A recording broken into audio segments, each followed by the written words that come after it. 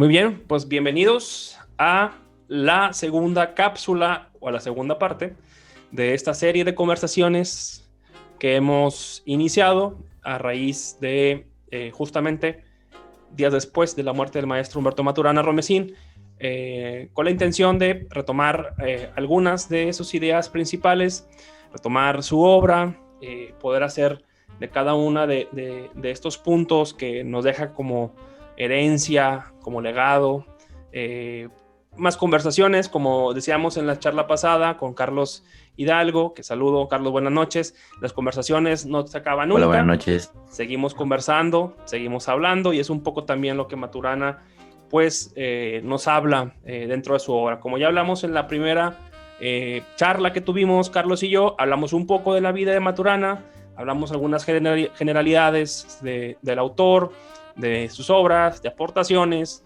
inclusive anécdotas personales, tanto de Carlos como mías, alrededor de este personaje que pues realmente nos ha dejado un gran legado, ¿no?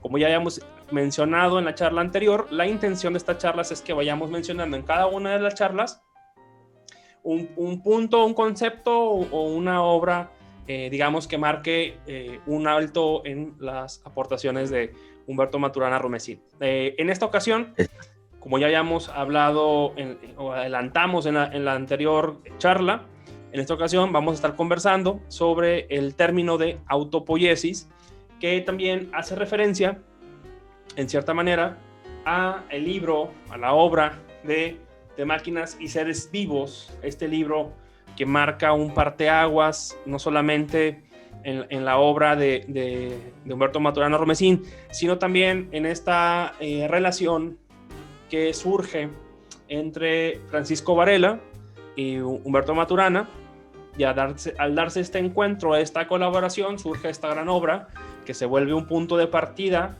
no solamente en la obra de Maturana, sino también en la obra de Francisco Varela, y en lo que más adelante cada uno desarrolló por caminos distintos, pero a fin de cuentas conectados, y Claro.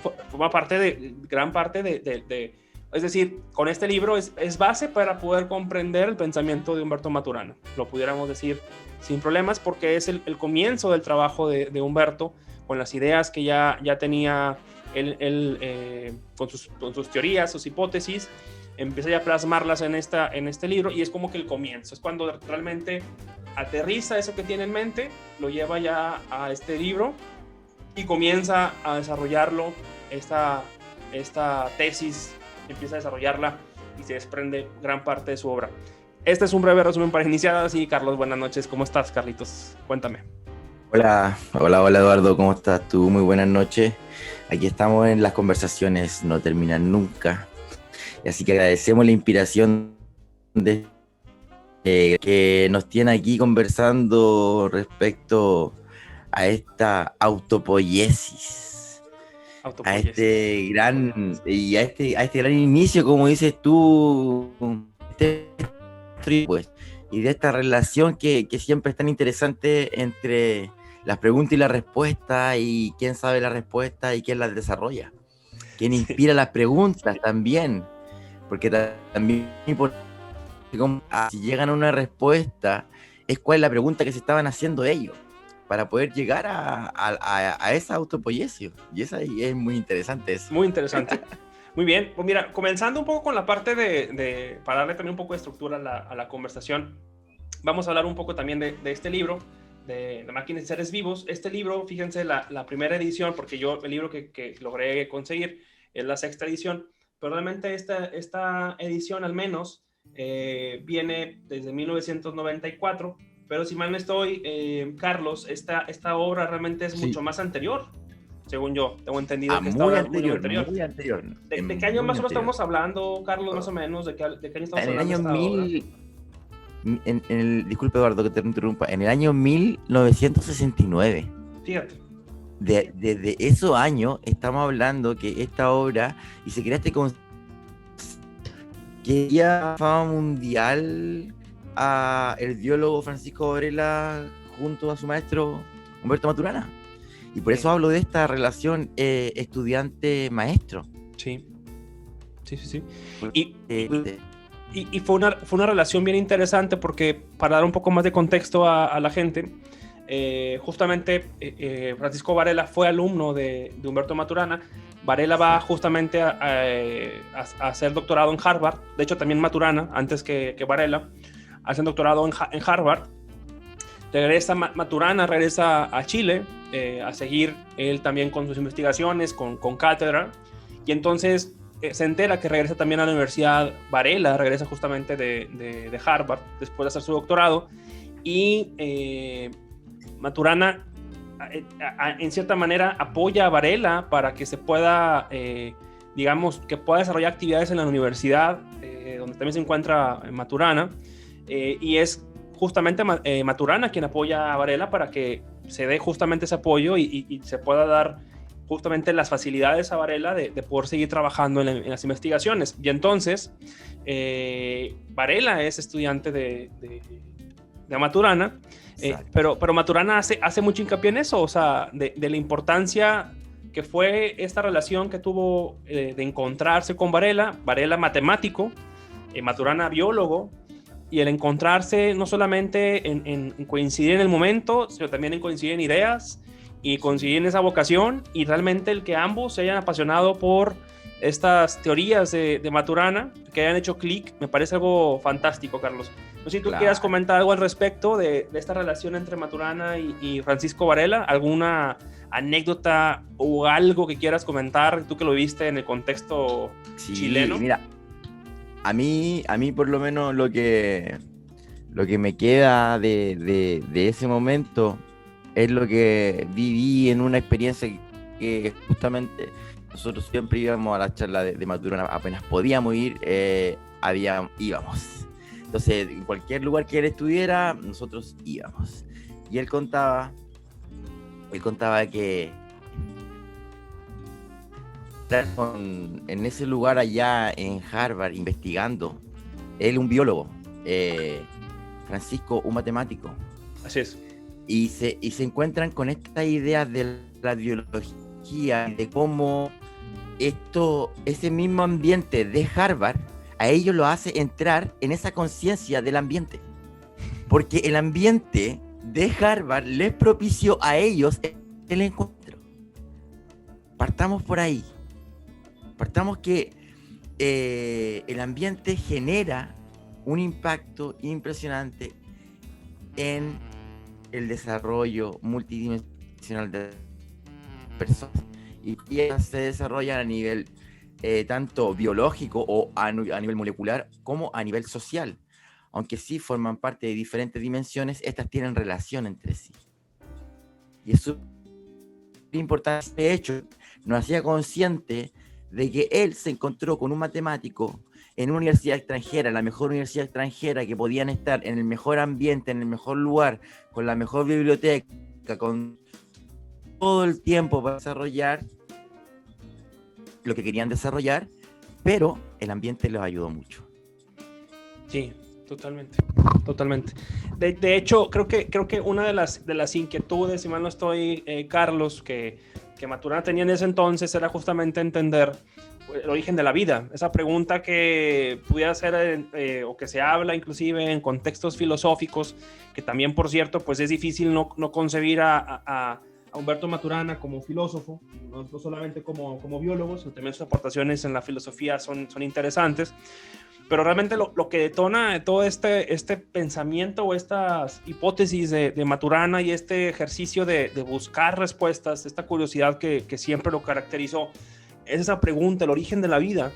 Sí. Y él hace hincapié y menciona una anécdota muy puntual que tiene él en una de sus clases, cuando uno de sus estudiantes le pregunta qué sucedió cuando sucedió la vida, ¿no? O sea, qué sucedió en ese momento, el origen, para que se pueda denominar hoy en día lo que es vida.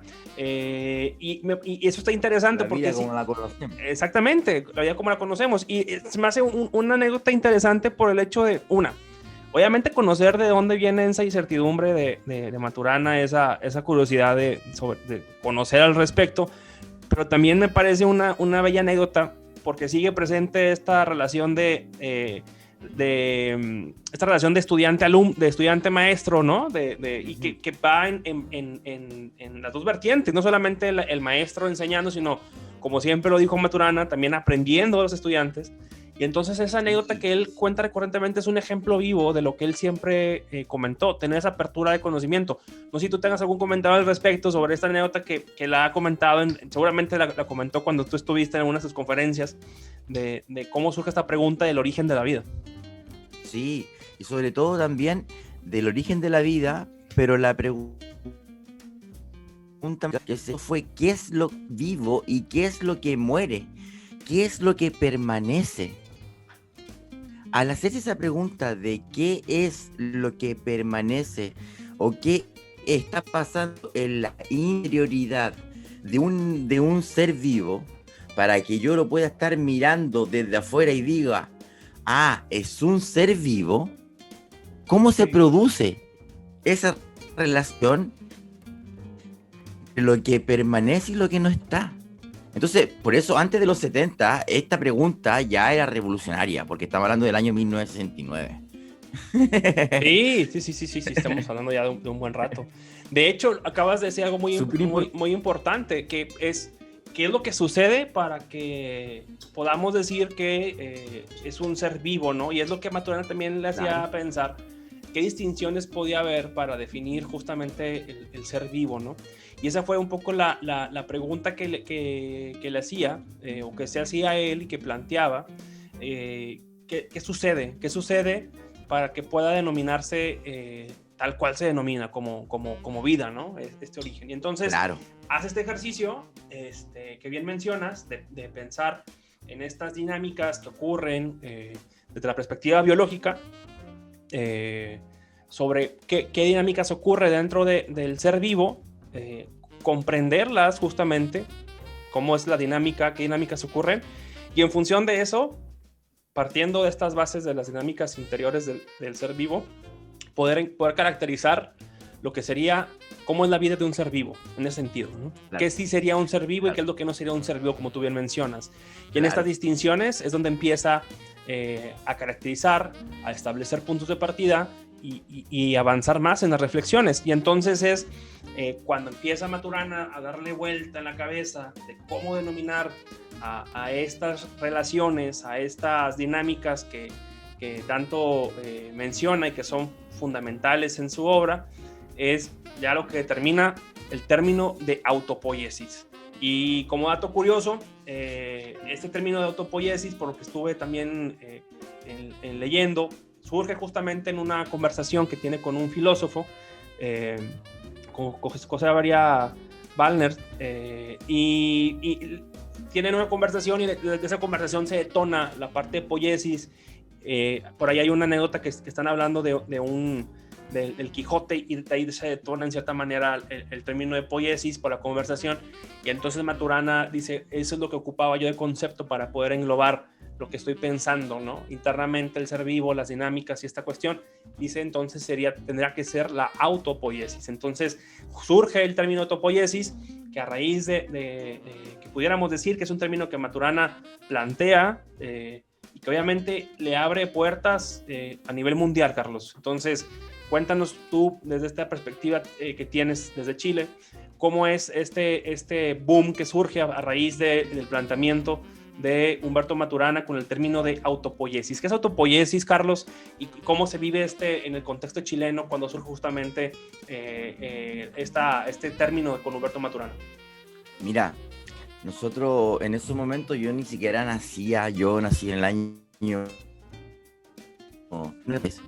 Por lo tanto, la escuela universitaria que fundó Maturana a raíz del nacicierto, porque es cierto que nació una escuela a raíz de esto, fue con un profesor en la universidad, con un profesor que manejaba este tipo de autores porque era más humanista, sí, pero de las ciencias sociales. Entonces, al estar relacionándonos estos seres vivos en estos sistemas autopoiéticos moleculares a nivel biológico, o sistemas moleculares que se producen a sí mismos, empezaron estas relaciones de generar una difusión del trabajo de Maturana a nivel académico y a nivel de escuelas públicas, pero como tú bien sabes, todas las corrientes filosóficas y las corrientes académicas dependen de las corrientes políticas, Claro. ¿cierto? Para poder llegar a cabo. En esos momentos a Maturana y a Varela lo estuvieron apoyando unas potencias políticas bastante fuertes, pero luego, por algún tipo de razón, estos no siguen apoyando ni siguen difundiendo el trabajo de estos maestros de la misma forma en Chile y en el extranjero. Es por eso que siempre se conoce de Maturana y de Francisco Varela afuera que en el mismo Chile. Pero la importancia de esto radica en que gracias a esa teoría ya vemos gente que ha desarrollado esa teoría desde la misma universidad chilena y hemos podido generar este valor aquí en las tierras chilenas. Totalmente, ha sido un parteaguas que ha tenido impacto en muchas personas, nos incluimos, como bien lo acabas de mencionar, y bien como dijiste, Carlos, en lo que acabas de comentar, el término de autopoiesis lo podemos, está conformada la palabra por auto, que refiere a sí mismo, y poiesis a creación, y es crearse a sí mismo. Pudiéramos decir que es el término de autopoiesis. Como bien mencionas, plantea Humberto Maturana la idea que como seres vivos nos creamos a nosotros mismos, y esto sucede sin entrar a términos muy técnicos de lenguaje propio de la biología. Es decir que en las dinámicas moleculares que están dentro del ser vivo o que están en el ser vivo, por sí mismos se crean esa serie de procesos y de relaciones que dan vida en sí, o que conforman la vida, este conjunto de relaciones y de dinámicas, y ocurren por sí mismas dentro del ser vivo, ¿no? Entonces, partiendo de esta idea, dice, y Maturana lo pone con un ejemplo muy bello, además es muy bello siempre su forma de explicar, porque realmente sus charlas son cátedras, y las hace con una sencillez admirable, y dice un ejemplo muy recurrente que utiliza en sus charlas, lo ha usado en diferentes congresos, el ejemplo del niño que le dice con la mamá, están conversando, y le dice, mamá, ¿por qué yo ocupo comerme esto? ¿No? Habla de un alimento que le da la madre, y le dice la madre, es que cómelo porque así vas a hacerte más fuerte, vas a crecer, a desarrollarte.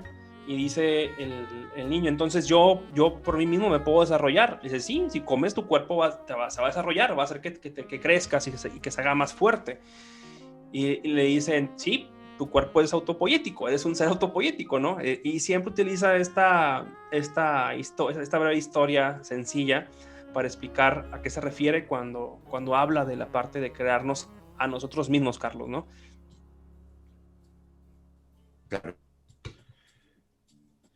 O también el ejemplo más claro, Eduardo, uno más claro y súper simple, que también lo ocupa mucho, va a sacar una risa aquí. Todos nos hemos caído alguna vez. En nuestro cuerpo ha salido sangre y nos ha salido una pequeña costra. Sí. ¿Vale? Y tu cuerpo saca una costra y después esa costra se seca, después sale la costra y después tú estás sano. Sí. Totalmente. La generación de este término, autopoiesis, macroconexión de realidades moleculares, es una herida que sana. Totalmente. Eso totalmente. estamos hablando. De eso estamos hablando, de que nos sanamos nosotros, nos creamos a nosotros mismas, a nosotros mismos, a nosotros mismos.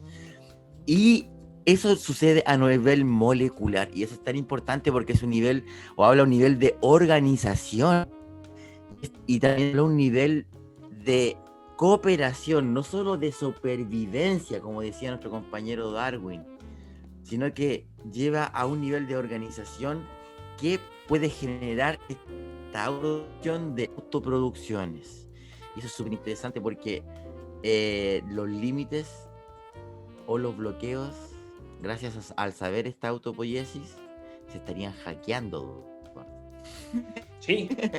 Ahí hay un choque de ideas, y como bien mencionas, pues claro que cada aportación tanto de Darwin como de Maturana, pues tienen cierta impacto y circulación, digamos, en la sociedad, tanto en el contexto que vivió Maturana en su momento como hoy en día, y esa circulación también determina de qué manera se pueda vivir una aportación de Maturana, que es la autopoiesis, o cómo se pueda también vivir actualmente también la aportación de Darwin, ¿no? Y es un ejemplo muy vivo de cómo tiene mucho que ver la cuestión política, la cuestión de relaciones, para que se ponga en circulación y se acepte estas ideas y se desplieguen dentro de la sociedad.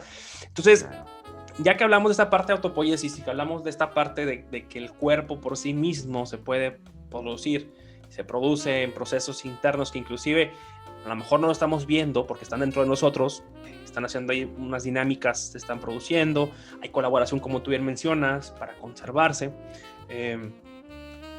Pero por ejemplo, Carlos, ¿cómo podemos llevar este término a la parte de la educación? ¿Cómo lo pudiéramos trasladar a la educación? Porque estamos hablando de un término biológico y está, obviamente, la aportación de Maturana es de la perspectiva biológica, pero ¿cómo podemos aterrizar estos principios de autopoiesis ya, por ejemplo, en términos de la educación, que es, me parece, de los puntos donde más desarrolló su teoría Humberto Maturana? No sé si quieras comentarnos algo al respecto, Carlos.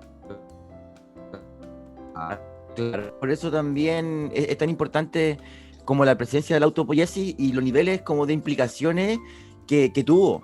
Las implicaciones biológicas, los niveles de implicaciones epistemológicas, genealógicas, también como todo lo que generan como consecuencias de esta teoría, el acompañamiento histórico, el mensaje como fenómeno, el tiempo como dimensión. Es súper importante comprender que estos tipos de aporte a nivel social, educación, otra cosmovisión de lo que podía ser una sesión de educación. ¿Cuál fue el problema, Eduardo? El problema fue la distancia de la teoría a la práctica. Wow. Siempre ha sido la distancia. Siempre ha sido la distancia, Eduardo. Entonces, sí. ¿Qué es lo especial de por ejemplo, de Balútile que se genera cuando empezamos a trabajar en la misma universidad o cuando empezamos a trabajar en base al modelo de Maturana? Es el encuentro con nuestro lenguaje creativo, Eduardo. Los lenguajes creativos, la autopoiesis en sí mismo. Es decir, que implica un nuevo nivel de cognición y un nuevo nivel de conciencia, porque ya al estar produciendo autopoiesis de forma ilimitada a nivel biológico, desde tu forma de aprender vas haciéndolo, pero en forma consciente, Eduardo. No a nivel molecular biológico, sino que a nivel cognitivo, que afecta tu conducta conductual y que afecta tus emociones, y por tanto ahí incorpora el paradigma biopsicosocial. Y tan importante el lenguaje. Ejemplo, estoy pensando en crear algo. ¿Qué quiero crear? Bueno, en el cuerpo creo una maniobra, un truco, en el skate, en el parkour, en el rap, en el breakdance, el plasma. Lo plasma, lo lleva a la realidad. Eso que era antes una idea, un pensar, lo plasma. Y luego eso genera una emoción. Entonces ya estamos generando esta creación de esa energía que genera más creación. ¿Por qué? Porque nos da ese momento de bienestar que a nivel emocional produce tu emoción o de tu bienestar a raíz de un pensar. Y estas creaciones que mencionas, Carlos, que bien mencionas, a fin de cuentas es una cadena que detona más creaciones, y y genera un impacto en ese entorno de la persona. Me parece que aquí hay algunos puntos importantes a destacar. Primero, como muy bien mencionas, la conciencia de lo que está pasando en nuestro cuerpo, que en realidad, al menos en lo personal y por lo que he visto, y a lo mejor pues sí generalizando, pero de una manera más que de criticar, sino más bien de construir mi comentario, nos hace falta conocernos más. ¿Qué es lo que pensamos? ¿Qué es lo que sentimos? ¿Por qué sentimos lo que sentimos? ¿Por qué pensamos lo que pensamos? ¿Por qué me siento como me siento? ¿Por qué hago lo que hago? Yo sé que son preguntas que suenan a lo mejor muy simples o bobas, son muy trascendentes, pero realmente esta conciencia de uno mismo, de lo que hace, de lo que es fundamental para entender lo que hacemos en la acción tal cual y en cómo nos relacionamos, cómo estamos conformados. Creo que esta aportación de Maturana nos ayuda a hacer un alto, a invitar en cierta manera a la reflexión de realmente comprendernos un poco más, de pensar más en nosotros, de qué es lo que estamos haciendo, cómo lo estamos llevando, cómo nos estamos relacionando, qué estamos produciendo en realidad. Y también pensar, creo, Carlos, en el potencial que tenemos para producir, porque normalmente creo que una de las cosas que se imponen es más bien pensar en limitaciones cuando pensamos en producir. Pensamos más en limitaciones que en el potencial que podemos tener para hacerlo, o se nos es más fácil, claro. Y que sea por un tema cultural, se nos es más fácil pensar en el por qué no hacerlo que en qué sí hacer o qué sí puedo hacer. Y creo que en ese sentido, ese ejercicio o esa parte cultural ha llevado a que la gente, antes de cuestionarse qué sí puede hacer, piense 100 motivos para no hacerlo. O inclusive ya ni siquiera, creo que es tan negativa esta actitud, Carlos, que inclusive llega a un punto donde pensamos que no podemos crear, que no podemos producir algo diferente, que no tenemos creatividad, porque no la ejercitamos, porque no nos han dicho, porque no se promueve, porque no nos han dado la palmada en la espalda, porque no hay un acompañamiento quizás, porque no es un tema de conversación, pero se tiende a pensar más en las limitaciones del por qué no hacerlo que en el por qué sí hacerlo. Y creo que me parece que esta aportación de Maturana puede romper en cierta manera, cuestionar la dinámica actual de nuestro contexto, donde nos limita a producir y nos dice, a ver, tú eres un ser vivo que está conformado por producciones moleculares, por dinámicas, y constantemente te estás construyendo, te estás autoconstruyendo, puedes construir.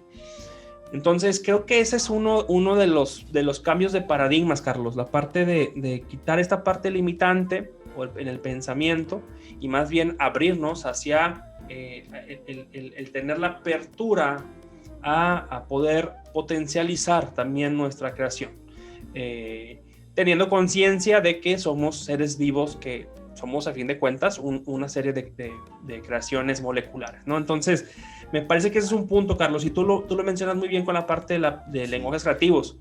Pero sí, Eduardo, quiero compartir algo que para tomarme de lo que estabas hablando tú, súper interesante. Este ejercicio, ¿vale? Este ejercicio de conciencia, ya te quiero preguntar, yo te digo, no pienses en un conejo blanco, Eduardo, ¿en qué estás pensando? Pensé primero en un conejo blanco y luego le cambié el rápido color a rojo. ¿Sabes por qué? Eso sucede porque nuestra cognición, nuestro sistema nervioso central codifica toda esa información en imágenes. Sí. Entonces, ¿qué sucede con el vocabulario? El vocabulario tiene una dimensión social. Y ahí, esa dimensión social, identificarla, es decir, tomar conciencia, ser consciente de que soy consciente de que la dimensión social del vocabulario me limita. Así es. Por eso es tan importante este ejercicio de la conciencia, que en habilidad se llama metacognición, y que nuestro ahí compañero Marzano y Maslow muy bien lo integran a ese auto-self, como lo ponen arriba ahí en la escala de las taxonomías. Sí, Sí. claro.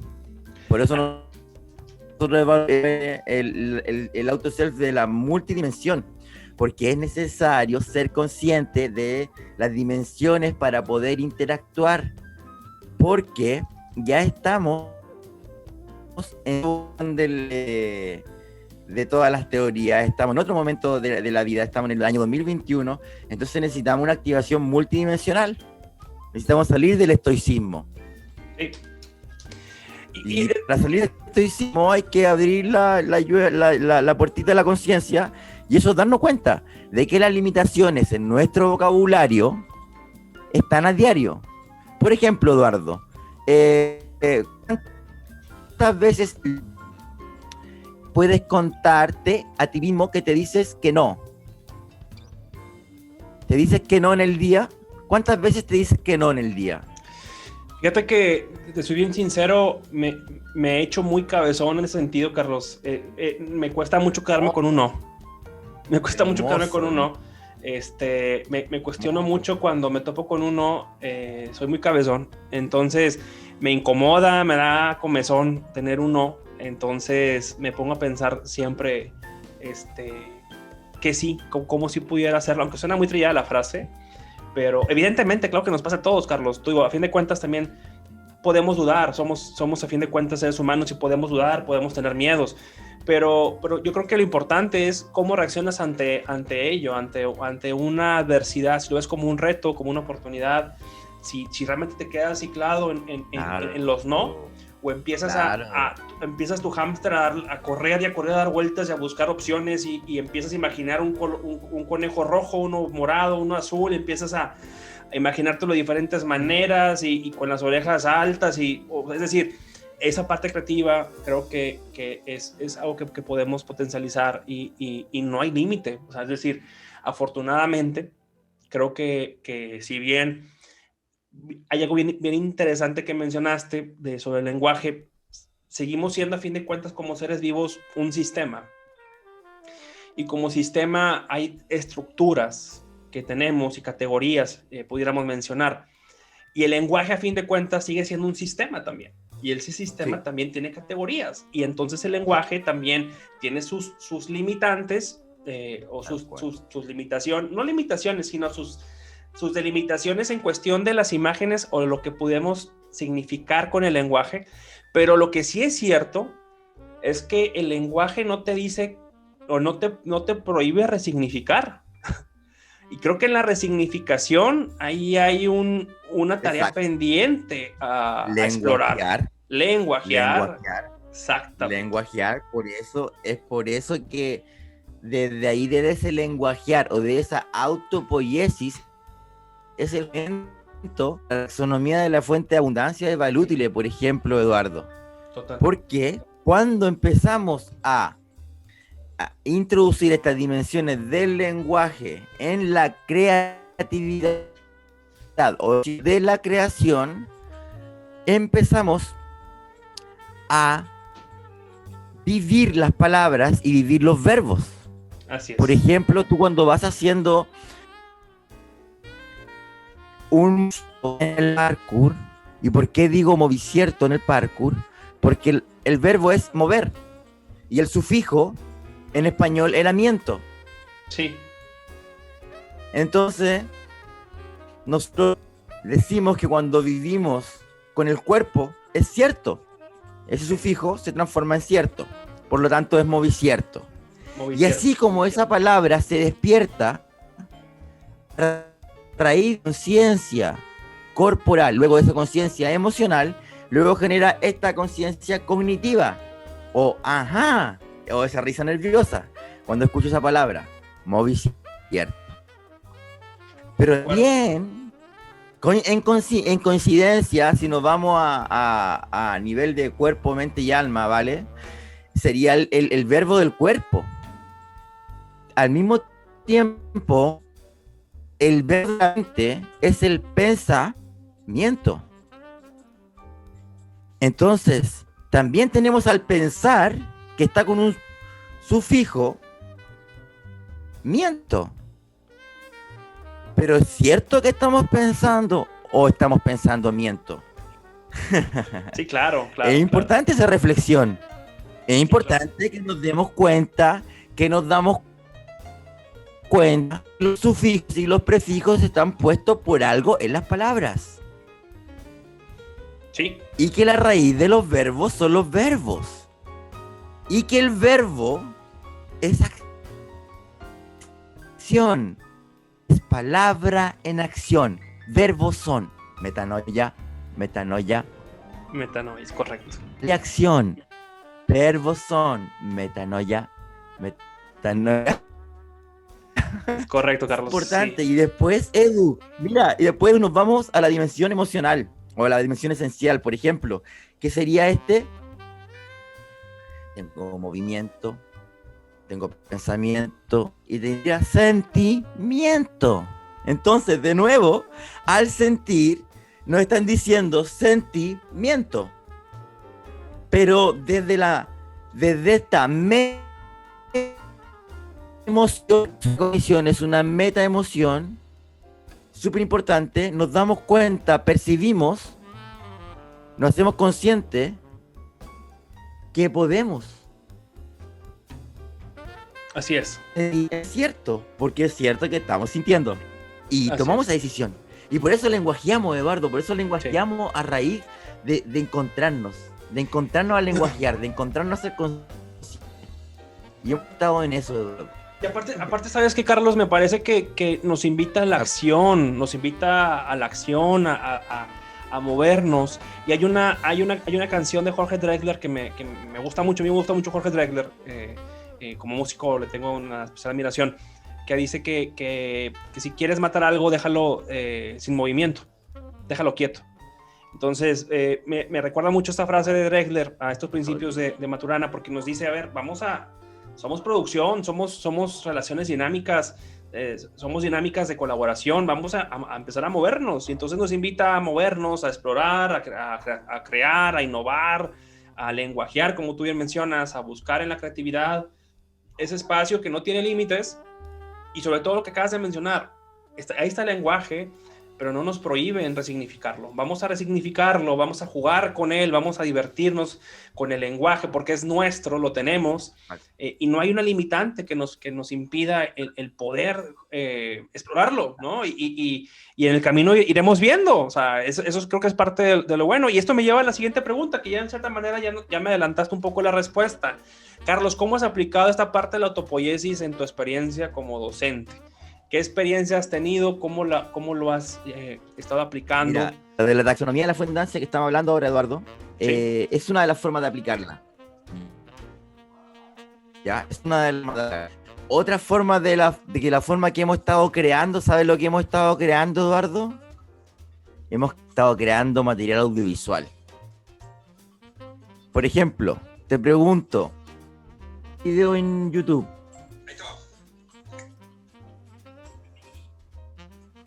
Ok.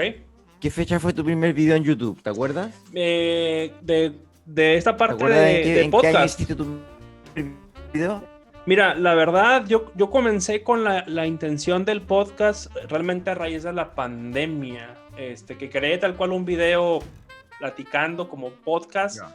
Creo que fue en la pandemia, Carlos, seguramente. Hace más de un año. Listo. El año 2020, entonces. Claro, Ujú. más de un año. El año 2019-2020. Sí, así es. Perfecto. Sí. Entonces, súper importante. Nosotros hemos estado hace 15 años. Está hace 15 años grabado con cámaras profesionales, Sí. editado con postproducción. Entonces, desde la creación del material audiovisual, por ejemplo, creación de canciones, Eduardo. Creación de canciones. Porque al crear, por ejemplo, una forma de evaluar que tiene Valútiles se llama dados. La doctora Rantor generó a raíz de su investigación, generó un sistema de evaluación que se llama dinámica de activación de las dimensiones originales del ser, donde ella identifica que las personas evidencian alrededor de 13 dimensiones humanas. Entonces, fue súper importante cómo evaluábamos dimensiones humanas y cómo llegábamos a los resultados. Llegábamos a los segundos por medio de un juego, donde hacemos una prueba y las preguntas están pegadas en la pared y hay una música, toda la gente bailando y tiene un tiempito para responder en la pared y luego cambia la pregunta. Y está como jugando, dando la respuesta y en realidad está transformando el ambiente. Es decir, estamos creando un resultado, estamos creando instantáneamente ambientes propicios para que se desarrollen mejores resultados. Es la risa nerviosa, Eduardo. La risa nerviosa de como, ¿qué estoy viviendo? Como ¿en serio estoy viviendo esto? Es un indicador esencial a todas las personas adultas. Cuando se ponen a jugar de nuevo les pasa, Eduardo. Es lo que te iba a decir. ¿En serio me hiciste vivir esto? Es lo que yo te iba a comentar justamente, que posiblemente si haces esta dinámica con unos niños, no pasaría nada de eso. El niño se divertiría, se alegraría de estar jugando, como lo mencionas, pero ya lo pones en un contexto con alumnos, sí, con adultos, y caray, sí, yo ya jugar me da vergüenza jugar. Y dices, ¿me da vergüenza jugar? ¿En qué momento me empezó a dar vergüenza jugar? Sí, reírme. Me da vergüenza jugar y reírme. Correcto. Me da vergüenza jugar y me da vergüenza reírme delante del resto, porque tengo una posición. Entonces, la invitación es a mantener la posición que usted cree que tiene, pero también a mostrar que con una sonrisa se puede antes, porque ahí entramos en una explicación neuronal, por ejemplo, que si bien la hace Maturana en la dimensión biológica, la dimensión de la neurona de espejo. Entonces, ¿cómo esta neurona de espejo genera este valor que es la empatía? A raíz de generar esta cadena de sonrisas. Sí. Digamos que produce sonrisas y se hace una cadena de sonrisas. Un lugar de sonrisa prolifera en ese lugar. Sí, sí. Y eso es una autoproducción de producciones de emoción. Entonces es una metaemoción de la del sistema de tecnología humana. De acuerdo. Fíjate que, por ejemplo, en mi caso, estoy convencido porque lo he vivido también como docente. En mi caso, por ejemplo, trabajo con estudiantes de nivel licenciatura y también de maestría, pero sobre todo licenciatura de manera presencial. Y lo que busco hacer es que, más allá de motivarlos a que aprendan, a que aprovechen la oportunidad de estudiar y a que sigan con sus objetivos, es recalcarles y hacerles ver, identificar. Eso sí es una tarea que me trato de dar siempre con un grupo. Una de mis tareas es detectar en cada uno de ellos cosas positivas y decírselas, para que ellos también lo puedan potencializar. Es decir, a ver, tú eres así, eres bueno para esto, órale, vamos a aprovechar, vamos a crear con lo que eres bueno y aprovéchalo y sácale jugo para tu beneficio personal y profesional.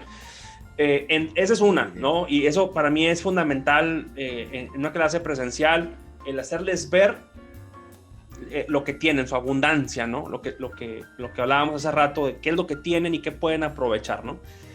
Porque a veces, Carlos, realmente, y lo pregunto a la gente que vea esta conversación, imagínense si en ciertos momentos que nos sentimos, o ya sea en el pasado o todavía el día de hoy, alguien nos dijera, eres bueno para esto lo haces muy bien, tienes estas cualidades, aprovéchalas.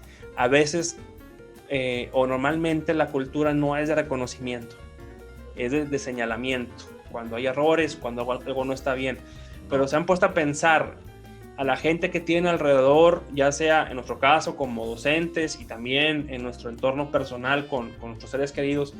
La última vez que les dijimos a nuestros seres queridos cercanos por qué les tenemos aprecio, qué es lo que nos agrada de ellos, qué es lo que hacen bien según nosotros, sería algo como tú mencionabas, las neuronas espejo, ¿cómo se activarían? Sería como una máquina, una producción de sonrisas.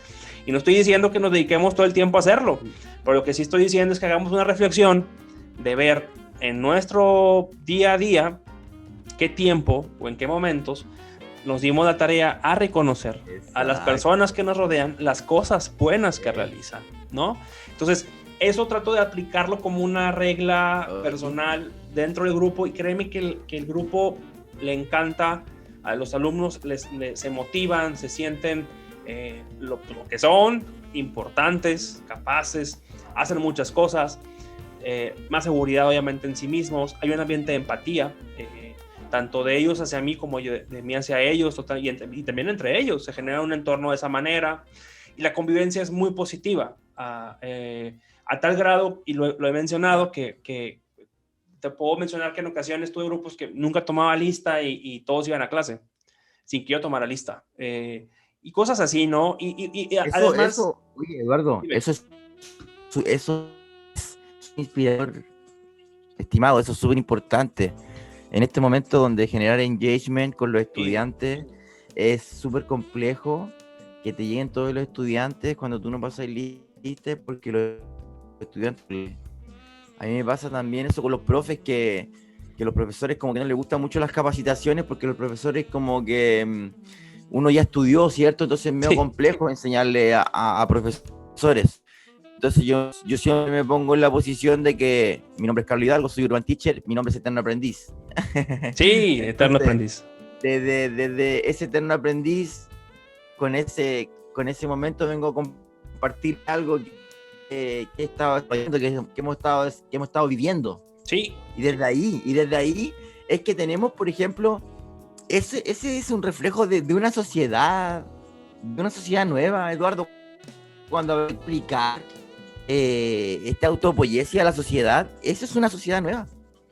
Sí. Esta sociedad que sonríe, esta sociedad que sincroniza ambientes nutritivos. Ambientes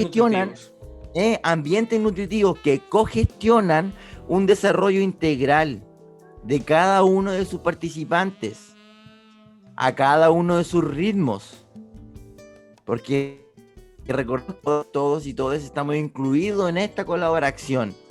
Sí. Es súper importante cómo generamos esto a nivel de desarrollo social, que los estudiantes lleguen a la hora a tu clase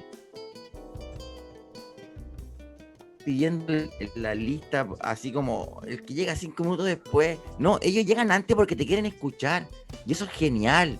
Que hagan historia antes de tu clase, que saquen una selfie cuando tú vas llegando. Son cosas que a lo mejor antes no se valoraban, pero hoy ya se transformó y hay que valorarlo. Y eso de verdad hay que estar consciente para eso. Por eso hablamos de conciencia, pero también se habla de estos ambientes sociales, y es súper importante al momento de plasmarlo en nuestra sociedad. Por ejemplo, vamos a hablar de agentes prosociales en los factores de los ambientes nutritivos, Eduardo. Cómo estos agentes prosociales son los generadores o agentes de cambio o modificación y de mejora de los mismos ambientes. Estos agentes se empiezan a juntar entre sí y empiezan a co-crear otros nuevos ambientes donde pueden empezar a desarrollarse cultura, disciplina, organizaciones sociales, como quiera llamarle a esta simbiosis de organismos que se juntan a colaborar, a estas células que se juntan a colaborar de manera rizomática, es decir, que están en distintos lugares, diría Guattari, que están ahí emergiendo de distintos lugares de forma simultánea, de manera compleja, y cuenta de que también requiere ejercicio. Por eso el ejercicio es siempre estar en esta respiración consciente, como decía Pilar al inicio del podcast de la clase magistral que hicimos, Eduardo. Así es, correcto. Sí, fíjate que esa parte consciente que mencionas... Sí, termina la idea, perdón. Adelante. Eso es estar consciente de la parte multidimensional de tu ser. Totalmente. Y otra parte importante también porque en ocasiones me han preguntado cuando hemos tenido oportunidad de compartir este tipo de estas ideas también en otros contextos, sobre todo me ha tocado compartirla en universidades y demás, en entornos educativos con otros docentes más que me dicen, bueno, ¿y cómo lo llevo a la práctica, no? O sea, ¿qué me sugieres que haga? Bueno, ya mencionamos lo que me funciona a mí, lo que te mencioné. Tú también ya mencionaste toda la parte de que tu enfoque es más hacia la parte práctica, la acción del parkour, de lenguajes creativos y esta parte del cuerpo como medio, ¿no? Sí. De expresión, ¿no? Pero también, por ejemplo, y me llevo un poco a esta idea también que me gusta mucho ponerlo en práctica, que es el lenguaje. Trato realmente de encontrar un código, no solamente porque, a ver, está esta parte académica que nos dice, oye, pues está el código académico que debes de seguir y que es estricto y que tiene estas limitantes y es cuadrado, ¿no? Y de aquí no te salgas. En mi caso, lo que intento es realmente adaptar toda esta parte académica, pero al lenguaje de ellos.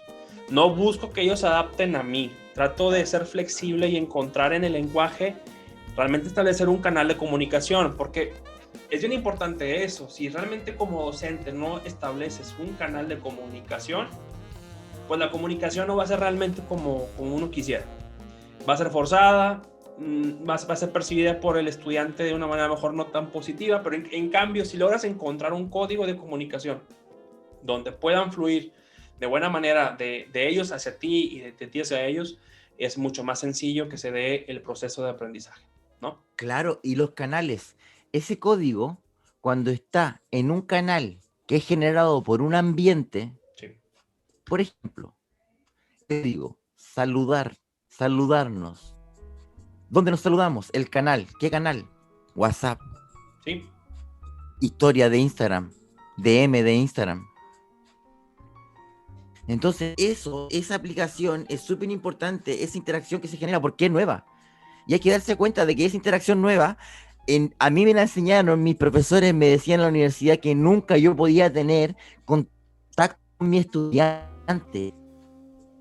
Y en ese paradigma, en el que a mí me enseñaron, yo ya en la universidad le decía, profesor, pero si yo voy a hacer clase online, ¿cómo no me voy a contacto si él me va a tener que dar su WhatsApp, yo voy a estar conectado con su papá, él me van a ver por cámara? Si usted no dio los supersónicos, yo no había mostrado los supersónicos, ¿lo viste? Claro, yo lo había mostrado. Claro. Entonces, esto lo que es que hay que estar consciente, por eso hay que estar respirando, consciente de la multidimensión. Es en esta creación, Eduardo, y también esto de las palabras, sabes que también es súper vital, Eduardo, en el lenguajear, porque a raíz de estos lenguajeos que hemos generado, por ejemplo, algo súper importante es el código, como tú bien dices, y Evalútil, el código que promueve bienestar y buen vivir.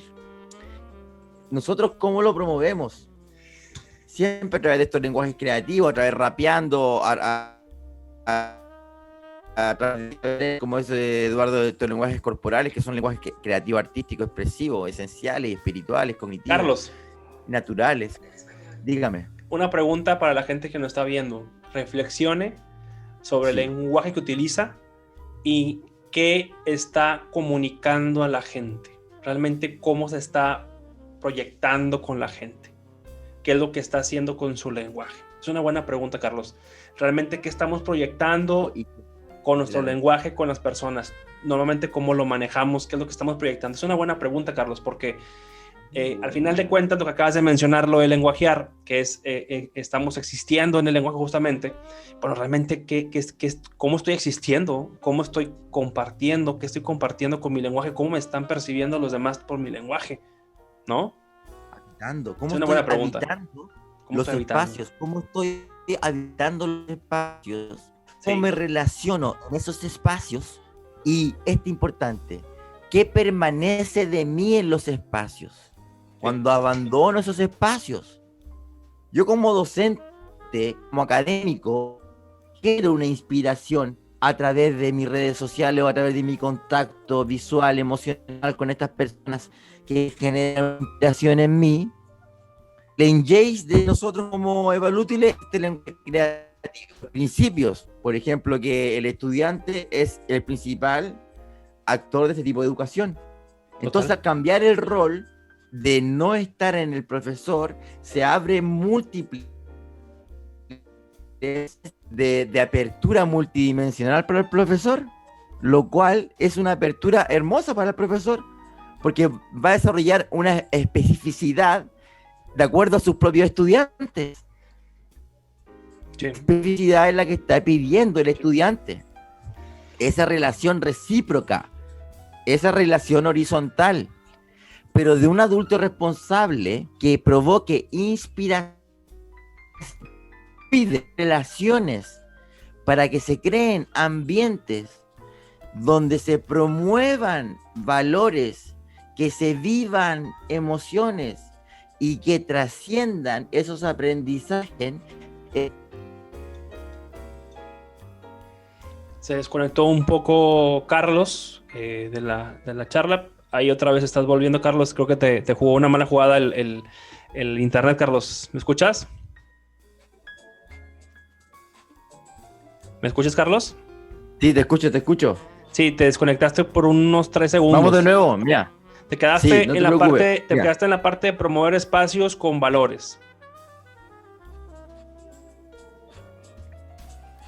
¿Dónde?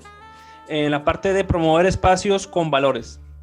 Ya, entonces promovemos espacios con valores para que se desarrolle de vidas basados en el buen vivir, basados en este bienestar que se autocrea. Es súper importante estar consciente de esa autocreación que es multidimensional. Es por eso que este lenguajear cambia ambientes, altera ambientes. Es por eso que nosotros tenemos que ser conscientes de que nuestro lenguaje carga una carga emocional. Por lo tanto, si nosotros percibimos esa carga emocional histórica, podemos transmutarla y podemos comunicarla de otra manera para generar. Es por eso que desde esta biología del amor que vamos a estar analizando en el próximo capítulo de este mismo árbol del conocimiento de que llegamos a generar esta aplicación que promueve inspiración genuina, que es la autocreación de las creaciones, Eduardo. De acuerdo, Carlos. Y replanteo la pregunta que hice hace unos momentos. ¿Qué realidades estamos construyendo con nuestro lenguaje, con los seres con los que nos estamos relacionando? Entonces es una buena pregunta de reflexión, de darnos cuenta realmente en el día a día cómo me expreso, cuál es mi lenguaje, cómo lenguajeo y qué realidad estoy creando para convivir con la gente que me rodea. Y eso me lleva a un punto, Carlos, que es también en parte de lo que me llevo a esta lectura de Maturana de autopoiesis, es también de dejar en cierta manera y en ciertos momentos el rol de víctima y asumir responsabilidad de las cosas que estamos haciendo y tener conciencia de lo que podemos hacer y de lo que puede implicar e impactar lo que hacemos y lo que no hacemos. Entonces, creo que también esa parte es un punto a llevarnos para reflexionar ya en la praxis, porque nos dicen cómo aterrizan esas ideas de Maturana si se quedan como muy subjetivas. No, claro. Hay maneras de aterrizarlas y estas reflexiones las estamos viviendo y piensa cómo es tu práctica, cómo es tu lenguajear, y allá tienes algo que pensar, tenemos mucho que hacer. Sobre todo, sé sincera, sé sincero contigo misma, sé sincera contigo mismo. Responde las preguntas, como respóndete a ti misma. Seamos sinceros con nosotros, démonos el espacio y sinceridad. La neurosis, que es decir una cosa, sentir otra cosa, es el resultado de la enajenación del sistema que nosotros estamos viviendo. Lo invito a hacerse consciente de esa enajenación. Lo invito a alinear lo que dicen con lo que sienten, con lo que hacen, para poder estar recreando esta realidad, como dice Eduardo, con esta decisión consciente y plena, responsable de que soy un creador del mundo. Porque cuando me hago una herida, mi cuerpo la sana.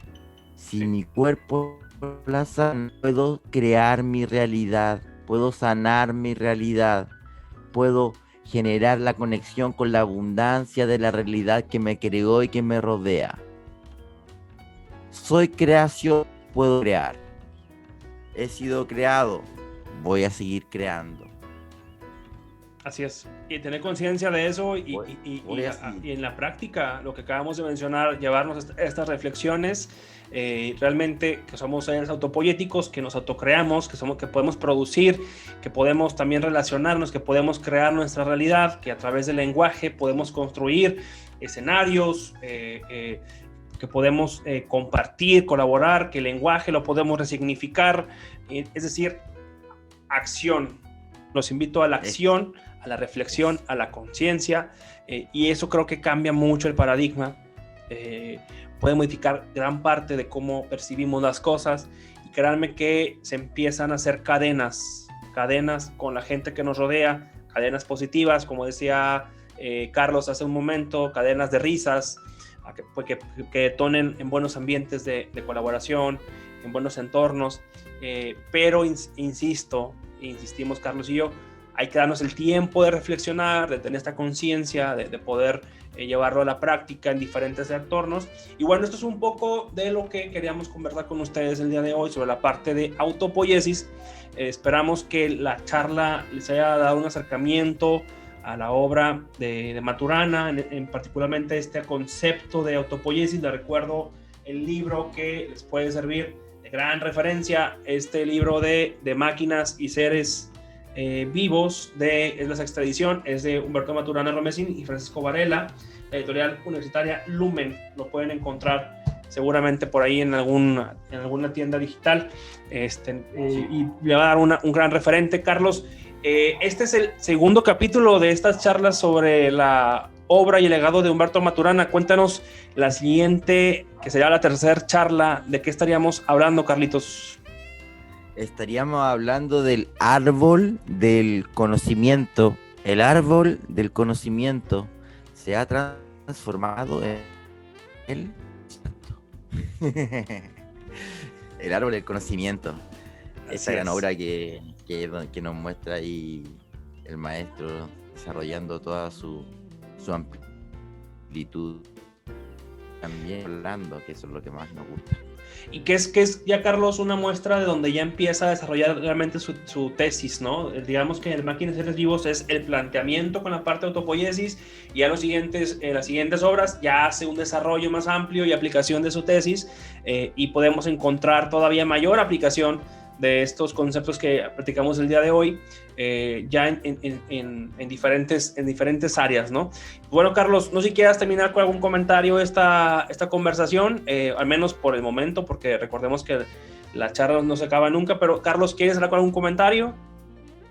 Sí, quiero cerrar con el comentario de la cadena que genera bienestar.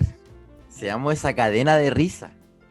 Seamos ese promotor de ambientes de cadenas de risas, de buenos momentos, de buenos instantes. Es súper sencillo. Nosotros lo hacemos lenguajeando. ¿Cómo lo haces tú? Tú sabes. Todos tenemos una fórmula alternativa de hacer reír, de compartir un buen momento con personas. Hagámoslo. De esa manera estamos creando un mundo mejor, una nueva sociedad a cada instante, con cada una de esas réplicas. Y si eso permanece, es un mejor mundo hoy, aquí y ahora. Muchas gracias, Eduardo, por esta conversación. Gracias. Aunque no se acaban nunca, pero sí. No se acaba nunca. Muy agradecido, muy agradecido. Yo termino nada más la conversación, al menos por el momento, con la siguiente pregunta. que nos hagamos a cada uno de nosotros, cómo quisiera que fuera mi entorno, cómo quisiera que fuera la relación que tengo con mis seres inmediatos, cómo quisiera que fuera mi relación con mis compañeros en el trabajo, con mis compañeros en el colegio, con mis compañeros en mi casa, con mi familia.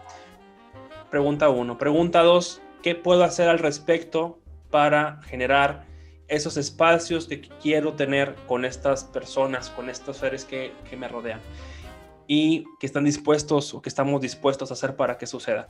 Esas 2 preguntas para terminar. Y bueno, te agradezco, Carlos, el espacio, y como lo comentamos en la charla anterior, las conversaciones no terminan nunca. Buenas noches a todos, gracias por estar al pendiente de estas charlas. Carlos, un fuerte abrazo hasta Chile, desde acá, desde Monterrey, Nuevo León, México. Platicamos, gracias.